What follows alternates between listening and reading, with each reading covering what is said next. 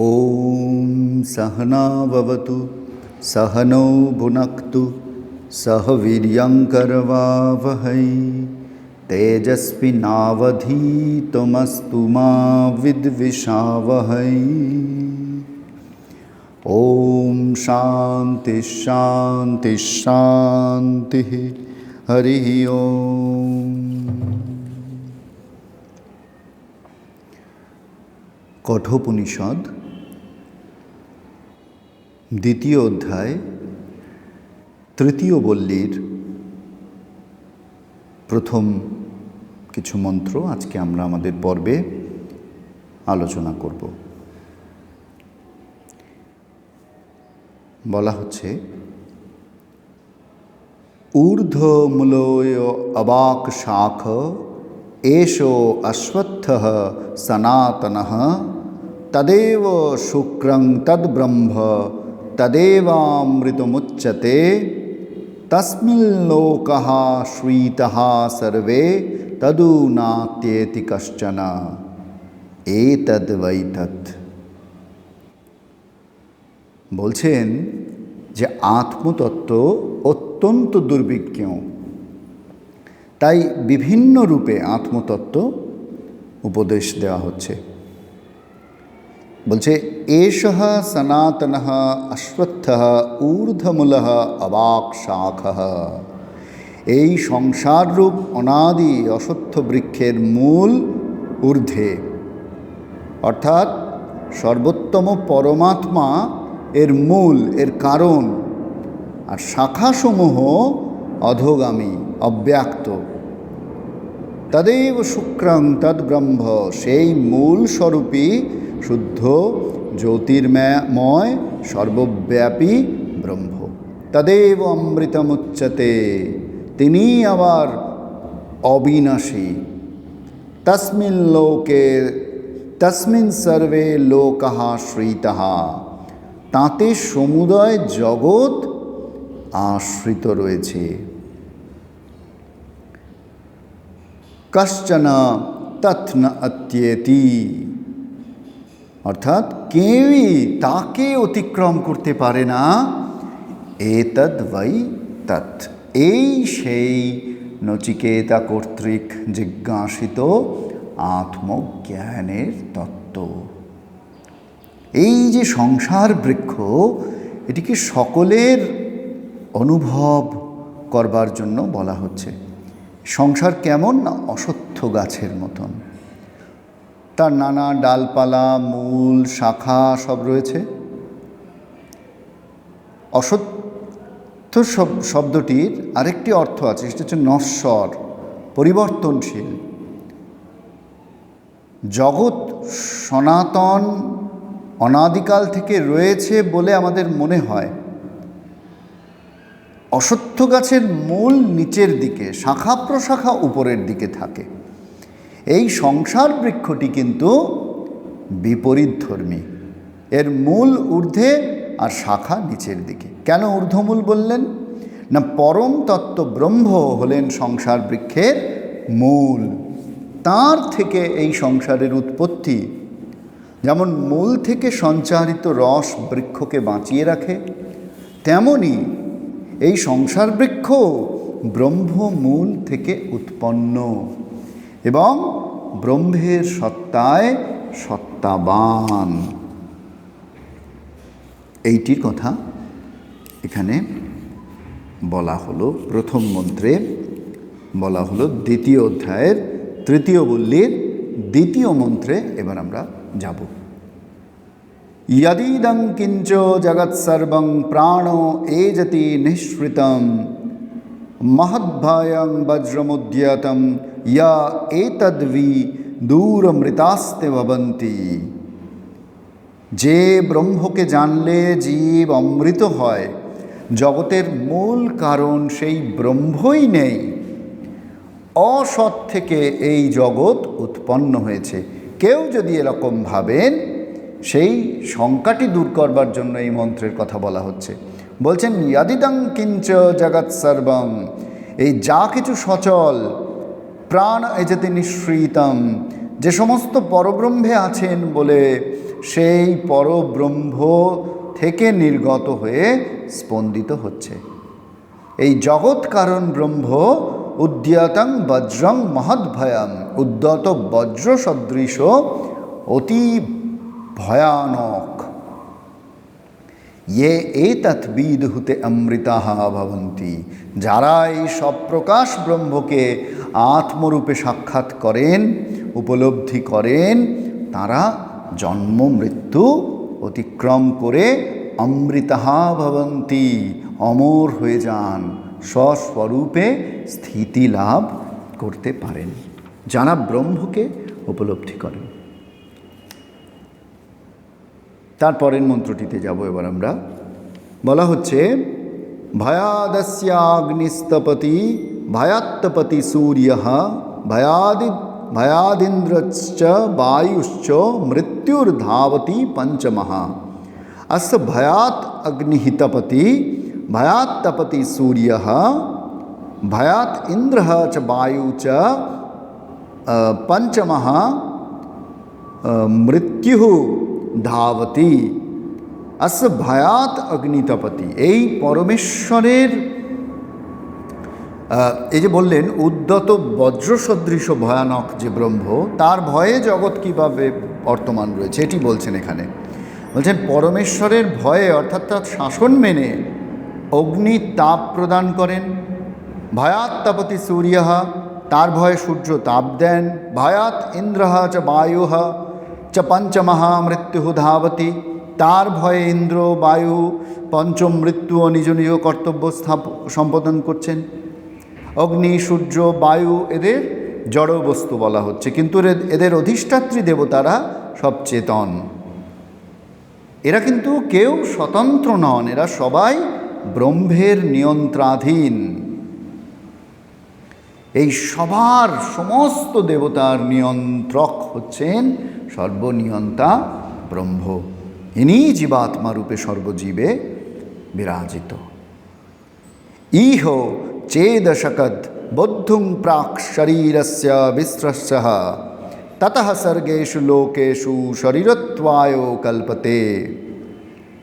ইহ শরীরস্য বিস্রস্যঃ প্রাক, শরীর ত্যাগের পূর্বে জীবিত অবস্থায় কেউ চেত অশকত বুদ্ধুম, আত্মতত্ত্বকে জানতে যদি সমর্থ হন, তাহলে তিনি এই জন্মেই সংসার বন্ধন থেকে মুক্ত হন। আর যিনি সেটি পারেন না, তার কি গতি হয়? বলছেন ততঃ सर्गेषु लोकेषु শরীরত্বায় কল্পতে। ব্রহ্মজ্ঞানের অভাব হেতু কর্মফল ভোগের জন্য স্বর্গাদি বিভিন্ন লোকে শরীর ধারণের যোগ্যতা লাভ করেন, অর্থাৎ তাদের পুনরায় দেহ ধারণ করতে হয়, পুনরায় জন্মগ্রহণ, পুনরায় মৃত্যু।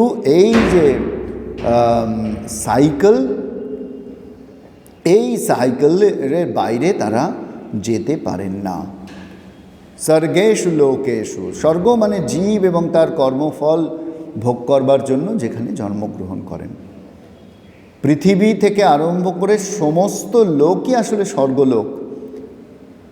এই সব স্বর্গলোকে অর্থাৎ জীব লোকে দেহ ধারণ করতে হয়। তাই জোশ করে আগে ভগবান দর্শন, আগে ঈশ্বর লাভ, আগে ব্রহ্মজ্ঞান লাভ, আগে আত্মতত্ত্বের সন্ধান। শ্রীরামকৃষ্ণ বলছেন কালীঘাটে গিয়ে আগে জোশ করে কালী দর্শন করে নাও।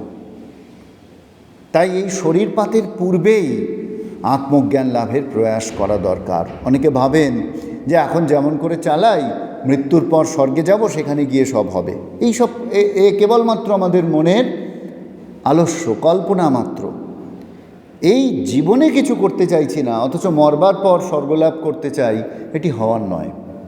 তাই যা কিছু করার আমাদের এই জীবনে পরিশ্রম করে যেভাবে হোক আমাদের সেই আত্মতত্ত্বের অনুসন্ধান করতে হবে। উপনিষদ যেন আমাদের সেই দিকে চালিত করছেন।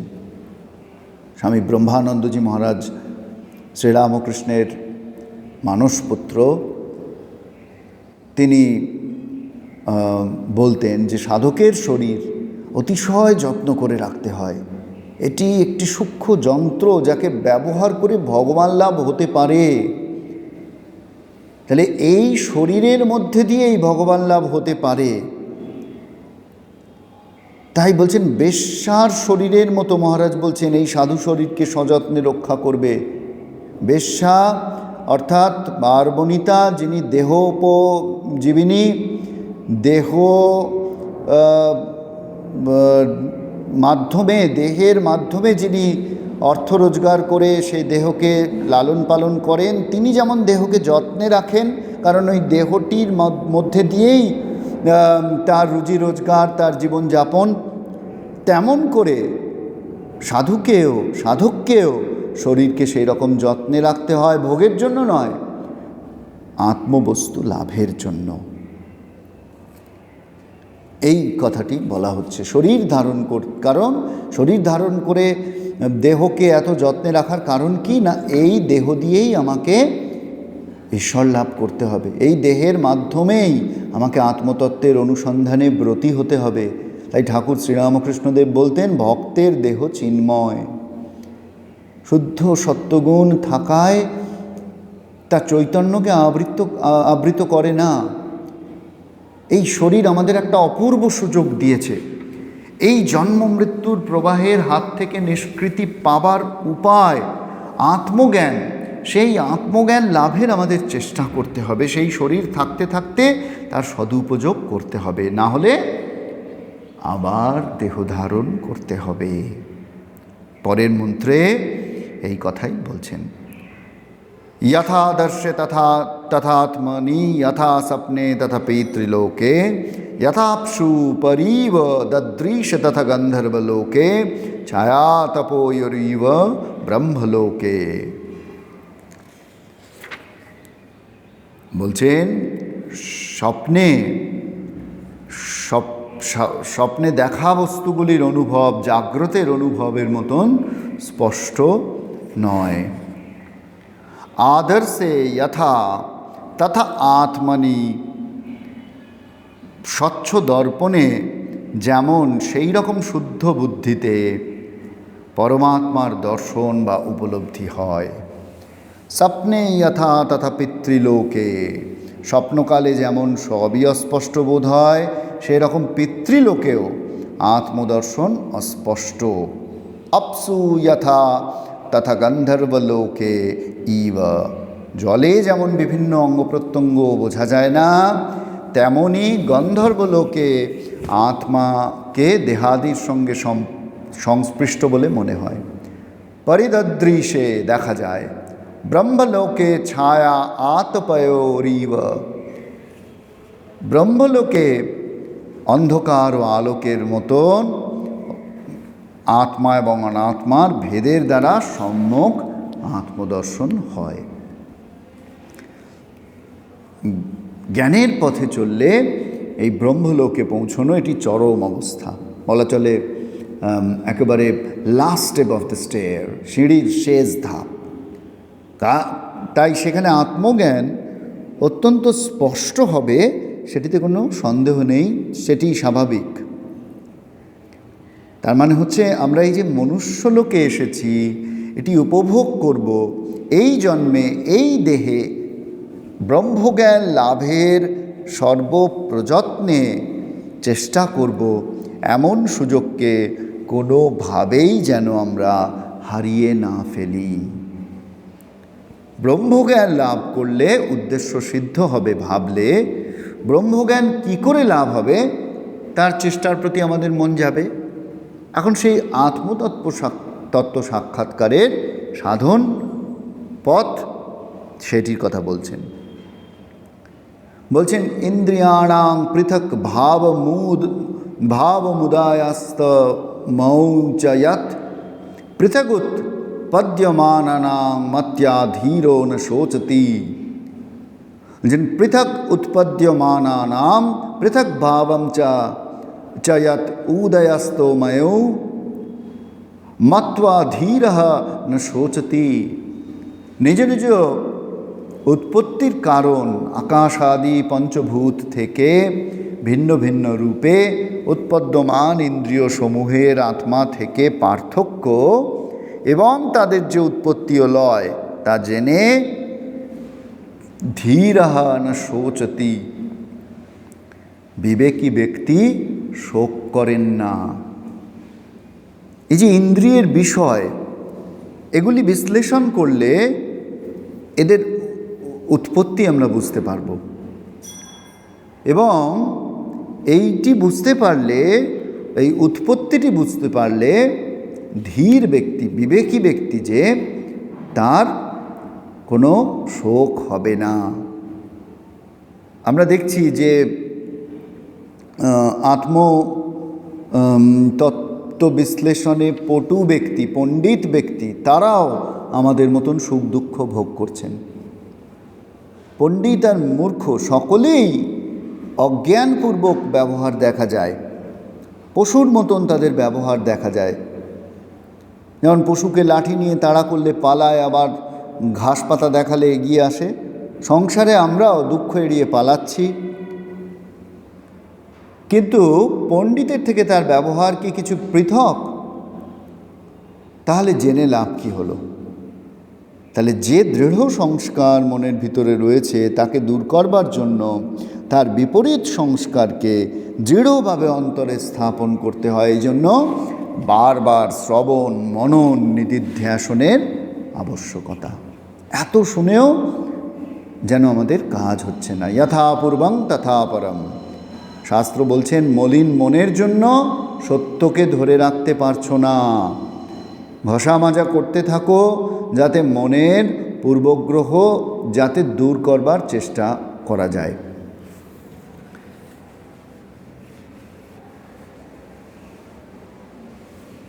অর্থাৎ মনকে ত্যাগের দ্বারা ভগবান বোঝার মতন করে আত্মতত্ত্বের উপযোগী করে গড়ে তোলা। তাই বলছেন হতাশ হয়েও না।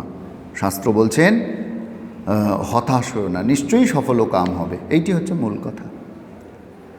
তারপর বলছেন, ইন্দ্রিয়ভ্য পরং মনঃ মনস সত্যমুত্তমম সত্ত্বাদধি মহানাত্মা মহতো অব্যক্তমুত্তমম। ইন্দ্রিয়ভ্য পরং মনঃ, ইন্দ্রিয় সমূহ থেকে মন শ্রেষ্ঠ। পরা শব্দের অর্থ হলো সূক্ষ্মতর, অন্তরতর, ব্যাপকতর। মনস সত্যমুত্তমম, মনের থেকে উত্তম বা ভালো হলো সত্ত্ব। সত্ত্ব শব্দের অর্থ বুদ্ধি, যা মন থেকেও শ্রেষ্ঠ। সত্তাদধি মহানাত্মা, সত্য থেকে শ্রেষ্ঠ মহানাত্মা। মহৎ অব্যক্তমুত্তমম, মহৎ থেকে উৎকৃষ্ট অব্যক্ত, যার ভিতরে কোনো গুণ বা কোনো বিশেষ ধর্মের অভিব্যক্তি নেই, তাকেই সেই জন্য প্রকাশ করা যায় না, তাই তাকে অব্যক্ত বলা হচ্ছে। তারপর বলছেন, অব্যক্তাত্তু পরঃ পুরুষো ব্যাপকো অলিঙ্গ এব চ ইয়ং জ্ঞাত্যা মুচ্যতে জন্তুরমৃতত্বং চ গচ্ছতি তু ব্যাপকঃ অলিঙ্গঃ চ। আগের মন্ত্রকে একটু বাড়িয়ে বলা হচ্ছে। সেখানে বলা হয়েছে যে মন থেকে বুদ্ধি, বুদ্ধি থেকে মহৎ তত্ত্ব, মহৎ তত্ত্ব থেকে অব্যক্ত শ্রেষ্ঠ। এখানে বলছেন অব্যক্ত থেকে পুরুষ শ্রেষ্ঠ। পুরুষ বলতে এখানে আত্মাকেই বোঝাচ্ছেন। সেই আত্মা কেমন না ব্যাপকঃ, সর্বদেশে পরিব্যাপ্ত। আর কি না অলিঙ্গ, কোনো বিশেষ গুণ বিশিষ্ট নন, অর্থাৎ কোনো কারণ নেই। লিঙ্গতে বর্ণ্যতে এতে লিঙ্গম, যার দ্বারা কোনো বস্তুকে বর্ণনা করা যায় না, তাকে লিঙ্গ বা ধর্ম বলে। আত্মাকে কোনো ধর্মের দ্বারা বর্ণনা করা যায় না। এই পুরুষ সর্ববস্তুর উপর ব্যাপক এবং অলিঙ্গ। ইয়ং জ্ঞাত্যা মুচ্যতে জন্তুহু অমৃতত্বং চ গচ্ছতি, যাকে জেনে জীব মুক্ত হয়, অমৃতত্ব লাভ করে, সেই আত্মরূপে তাকে জানা। তাকে জানলে মানুষ সর্ববন্ধনের অতীত হয়ে যায়। শ্রীরামকৃষ্ণ তাই বারবার বলছেন, সেই এককে জানার নাম জ্ঞান, বাকি সব অজ্ঞান। বহুকে জানার নাম অজ্ঞান। এই সেই এককে জানার কথাই উপনিষদেরও প্রতিপাদ্য বিষয়। আমরা কঠোপনিষদের 2য় অধ্যায়ের 3য় বল্লীর 8ম মন্ত্র অবধি এই পর্বে আলোচনা করলাম।